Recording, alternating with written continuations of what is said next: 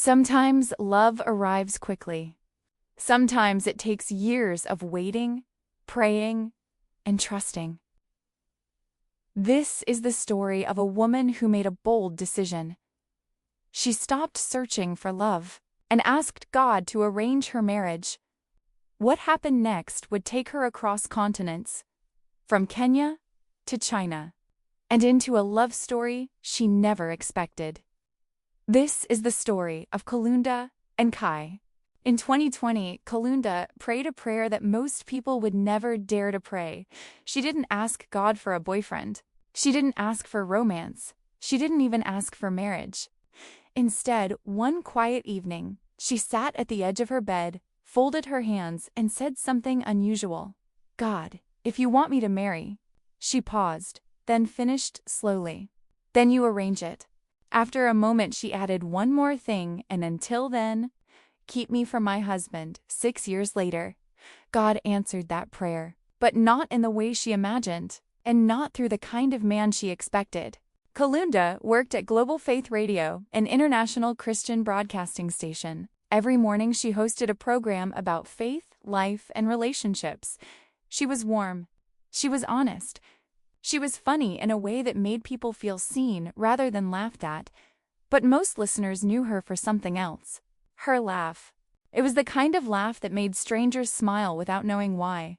The kind that filled a room from corner to corner and made people lean in rather than pull away. Her producer Daniel had a theory about it. One morning, during a commercial break, he leaned over the console with a knowing look. You realize people probably tune in just to hear you laugh. Kalunda shrugged dramatically. That is my ministry. Her co-host Ruth had been listening to the moment Kalunda told a caller, with complete calm, that she wasn't dating because she had retired from the effort and given the matter entirely to God. Ruth turned to Kalunda with a look that said everything. Your ministry is confusing people, Ruth said flatly. Kalunda smiled. I'm not confusing. I'm simply a woman who gave her love life to God. Ruth blinked. You did what? Kalunda leaned back in her chair. I outsourced it. To heaven. Ruth stared at her for a long moment. Then she picked up her headphones, shook her head slowly, and went back to work. Kalunda smiled at the ceiling. This was not a new conversation, but it was always her favorite kind. Back in 2020, Kalunda had reached a quiet moment in life. Not heartbreak, not disappointment, just clarity. She had dated before, she had prayed before, she had hoped before, and through it all, she had tried genuinely, earnestly, to find the person God had for her. But somewhere along the way, the trying had started to feel like something she was carrying, rather than something she was walking toward. That night, she knelt. God, I'm tired of trying to figure this out myself. She took a breath. So here's what you're going to do. Arrange my marriage. She paused, then smiled softly. And until then, keep me for my husband. There was no dramatic feeling afterward, no sudden clarity, no vision, no voice, just peace. The kind that settles in slowly, like warmth after coming in from the cold. She got up from her knees, made herself a cup of tea, and for the first time in a long time, she felt like the matter was no longer hers to manage. 3 years later, during a Sunday service, a visiting pastor suddenly stopped mid-sermon. He looked around the room quietly. His eyes moved slowly across the congregation, the kind of pause that makes everyone in the room sit a little straighter. Then he pointed toward the back. You! Kalunda froze. You told God to arrange your marriage. Her heart skipped. Only God knew that prayer. She had never told anyone, not Ruth, not Daniel, not her closest friends. She had prayed it quietly in her bedroom on an ordinary night, and then simply lived. The pastor continued gently. The Lord says your obedience has not been forgotten. The church grew silent. And your husband will come from a place you did not expect. Kalunda sat very still. Around her, the service continued. Music, prayer, the ordinary movements of a Sunday. But inside her, something had shifted. She drove home quietly, sat at her kitchen table with a glass of water, and opened her journal to a fresh page. She wrote 3 words, "A place I didn't expect." Then she closed the journal and waited. Across the world in Shanghai, Kai lived a very different life. At 46, he was a respected international lawyer. His firm handled cross-border partnerships, complex agreements between Chinese foundations and international organizations. The work suited him. He was precise, patient, methodical.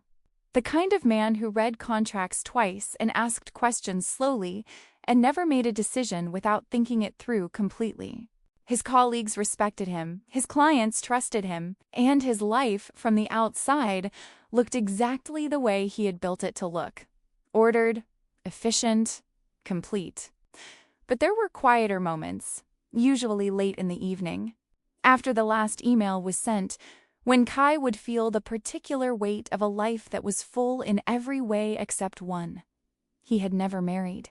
Not from lack of opportunity, but because he had learned he was not a man who could settle. He prayed about it, quietly, consistently, without drama, the way he did everything. And then, one night, Kai had a dream. He stood inside a church filled with warm light.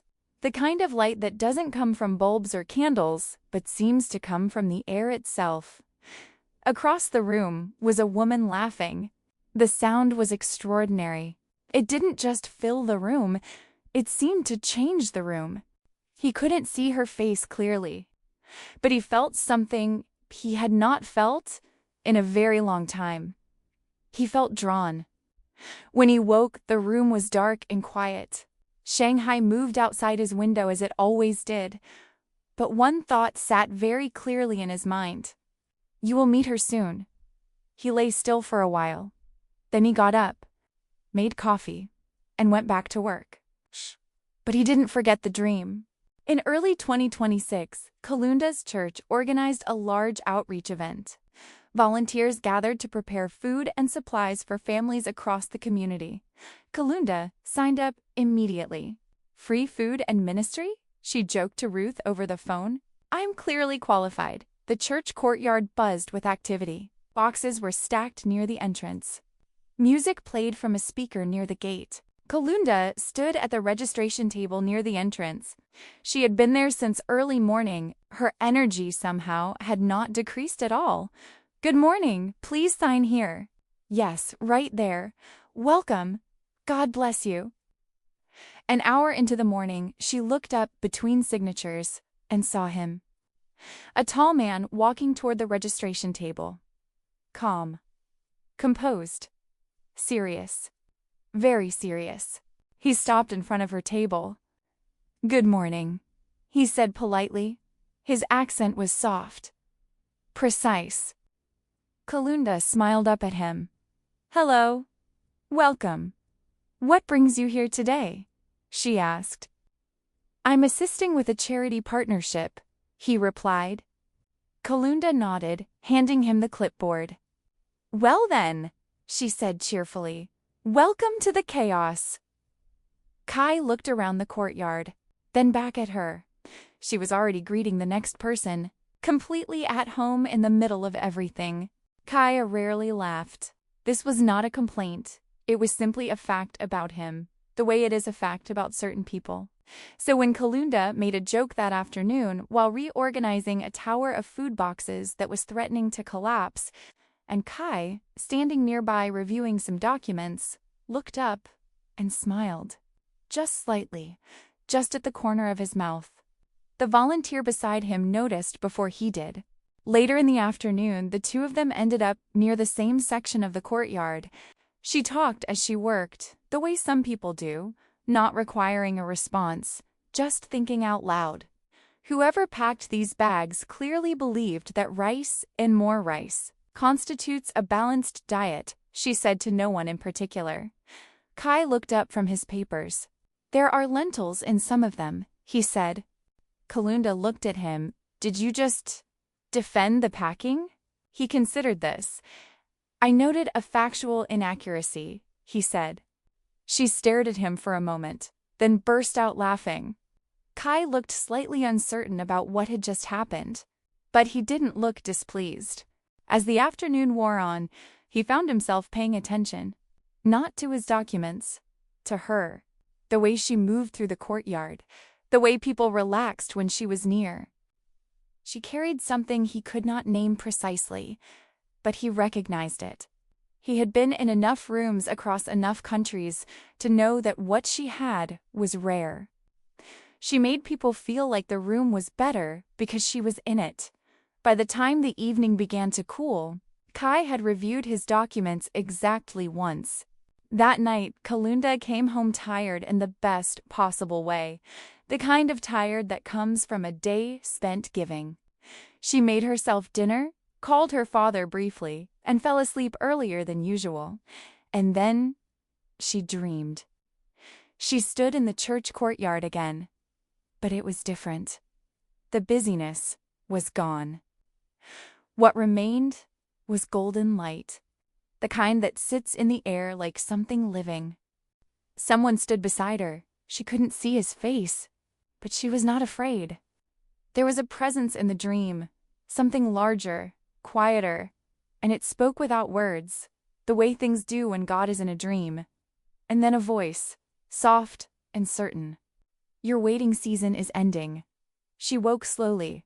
The room was dark. Her room, her bed, everything ordinary. But something in her chest was different. Expectation. She reached for her journal and wrote one sentence. "Something is coming." Over the next few weeks, Kai visited the church often. The partnership between his foundation and the church required several follow-up meetings. And somehow each meeting seemed to run a little longer than the one before it. His colleagues teased him about it. He ignored them. He and Kalunda fell into an easy rhythm. She would find him after the meetings, standing near the courtyard with his briefcase and his careful expression, and they would talk. She discovered things about him in layers, that he had grown up in a family that prayed before meals and after difficult news, that he had lived in 4 countries and still found Shanghai the hardest to leave. That he was funnier than he appeared, dry, precise, almost invisible humor that landed a full 3 seconds after he said it. She called him out on this one afternoon. "You don't smile much," she told him. He nodded thoughtfully. "I'm learning from who?" He looked at her, directly, steadily. "You." Kalunda opened her mouth, then closed it, which was, for anyone who knew her, a remarkable occurrence. She looked away first, and he said nothing more. But the words had settled somewhere in her chest, and they stayed there. Kai's time in Kenya eventually ended. One evening, after the last of the foundation meetings, he found Kalunda near the courtyard. She was tidying up chairs from a community event, the way she always did, staying after everyone else had gone. He walked over slowly. "I'm returning to Shanghai next week," he said. She kept stacking chairs for a moment. Then she stopped. "I know," she said. There was a brief silence between them. Not uncomfortable, but full. He looked at her the way he had been looking at her for weeks. "I'd like to keep talking," he said carefully, "if that's all right with you." Kalunda tilted her head slightly. "Kai." "Yes?" "You just asked if you could keep talking to me." "Yes." "Across time zones." "Yes." She looked at him for a moment. Then she picked up another chair. "Then keep talking," she said simply. He didn't smile, but something in him settled. The kind of settling that happens when a question you've been carrying quietly is finally answered. He helped her stack the rest of the chairs. They didn't say much after that, but they didn't need to. Some agreements don't require many words. The calls started the week he left. The first one was short. 12 minutes. By the 3rd week, they were talking every day. The time difference was not kind. 7 hours between them, which meant one person was always beginning their day while the other was ending it. But they managed. Kai called early. Kalunda answered late.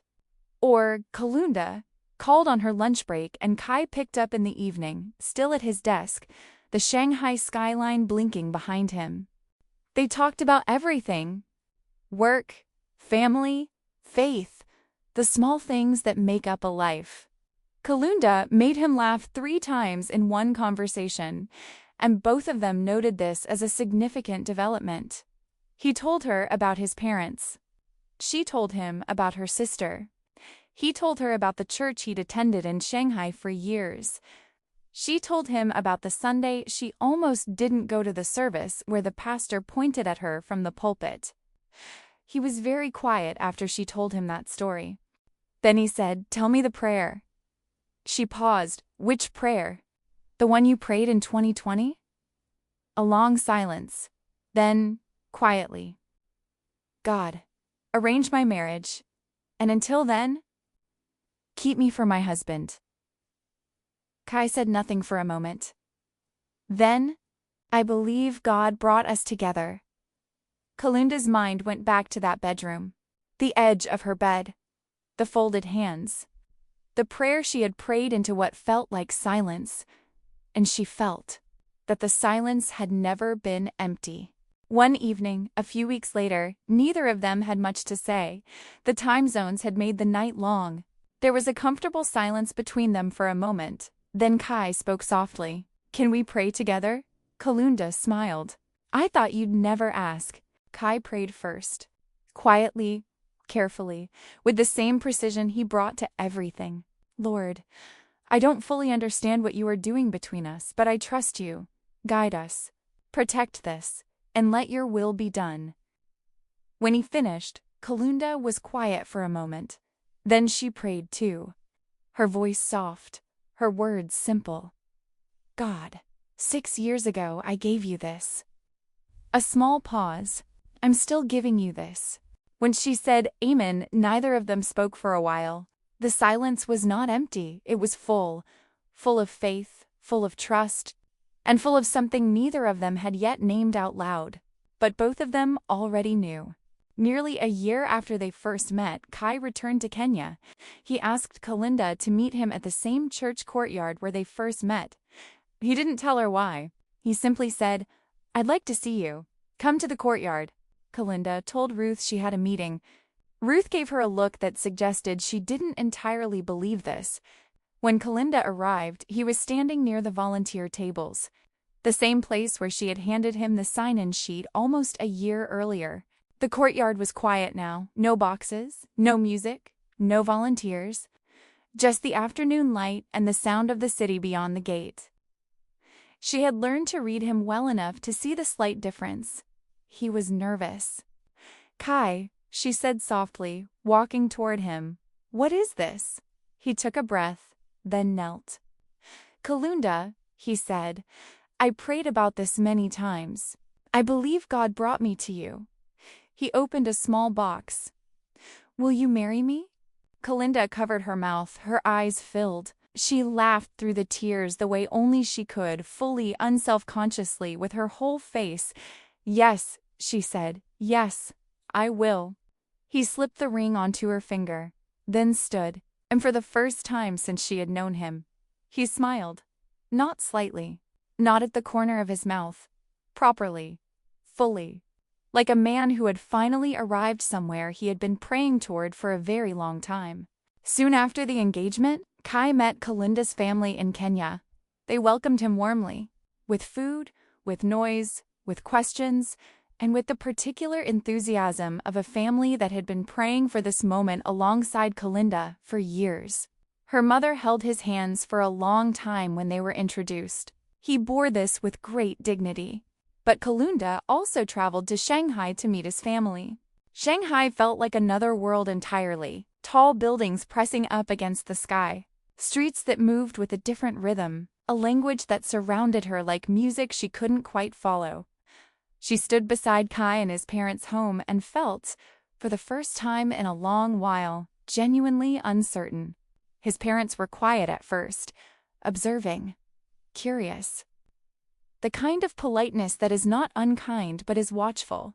Kalunda didn't perform. She didn't over-explain. She simply sat with them, asked questions, listened carefully, laughed when something was funny, and somewhere in that long afternoon, she laughed at something his father said.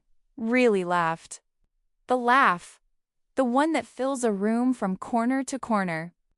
His father blinked, then laughed too. His mother watched this exchange. Then she looked at her son and nodded once, very quietly, as if confirming something she had already suspected. Months later, the church courtyard in Kenya was transformed. White flowers lined the aisle, soft music played gently. Friends and family had come from Kenya, from Shanghai, from across the world, gathered in one place for one afternoon to witness something that had begun with a quiet prayer in a small bedroom 6 years earlier. Ruth was in the front row. She had cried twice already and the ceremony hadn't started. Kai stood at the altar, calm as always, but his eyes were on the entrance. When Kalunda appeared at the end of the aisle, the congregation went quiet. She walked slowly, radiantly, with the particular certainty of a woman who had waited well and was now walking toward exactly what she had trusted God for. When she reached him, he leaned slightly toward her. "You were worth the wait." Kalunda laughed quietly. "Good," she said, "because I waited 6 years. Months later, another celebration took place, this time in Shanghai. Kai's family organized a reception so that relatives and friends who had not been able to travel to Kenya could celebrate the marriage. Lantern lights decorated the hall. Red and gold filled every corner. Kalunda moved through the room with the ease of someone who had decided, quietly and firmly, that she belonged wherever God had placed her. Late in the evening, he raised a toast. To the woman who trusted God's timing. The room raised their glasses. Kalunda looked at him and felt, in the warmth of that room surrounded by 2 families from different ends of the world, that the prayer she had whispered into what felt like silence had never gone unheard. Sometimes love arrives quickly, sometimes it takes years. But when we trust God with the story, he writes an ending better than we ever imagined. Today, Kalunda and Kai live in Shanghai. Their home is filled with 2 languages, 2 cultures, and 1 shared faith. Kalunda still hosts her radio program remotely now, early in the mornings before Shanghai wakes up fully. Her laughter filling the studio feed and traveling across time zones to the listeners in Kenya who tune in not for the content, but for the voice. Kai still works, still precise, still methodical, but he smiles more. This is noted by everyone who knew him before. Sometimes, when the apartment is quiet and the city glows softly outside the window, Kalunda laughs at something, a memory, a thought, something she's reading, and Kai looks up from whatever he is doing and smiles. The way a man smiles when the thing he prayed for is sitting across the room from him. Sometimes she still laughs about the prayer she prayed years ago. God, arrange my marriage. She thought she was surrendering control, but what she didn't realize was that heaven was already writing the story. And sometimes, the best love stories begin when we stop trying to write them ourselves. Kalunda didn't ask God for a boyfriend. She didn't ask for romance. She didn't even ask for marriage. She simply said, God, you arrange it. And then she waited for 6 years, not with bitterness, not with anxiety, but with faith. And God answered, not in the way she imagined, not through the kind of man she expected, but in a way that only he could arrange. If you are in a season of waiting, if you have prayed that bold prayer and are still trusting, this story was for you. Subscribe to Written by Grace, Faith, and Forever Stories. Share this with someone whose prayer is still being answered. And remember, heaven was already writing your story before you even knew what to pray.